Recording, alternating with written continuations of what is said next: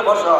আজকে আমার ছেলে বলছে জঘন্য কথাবার্তা। এই পাগলটাকে আটকান, এই বদমাশটাকে আটকান, এই নাসিরউদ্দিন পাটোয়ারিকে গ্রেফতার করতে হবে। আজকে তারা যে সমস্ত ভাষা ব্যবহার করছে, কোন ভদ্রলোক, কোন সাধারণ লোক কেউ এটাকে একসেপ্ট করতে পারে না। আপনি ভাবতে পারেন যে একটা ছেলে নাসিরউদ্দিন পাটোয়ারি কি বলছে আর কি না বলছে,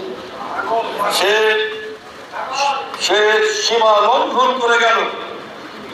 সে সমস্ত আমাদের মির্জা আব্বাস তাকে কি বলেছে আপনারা জানেন?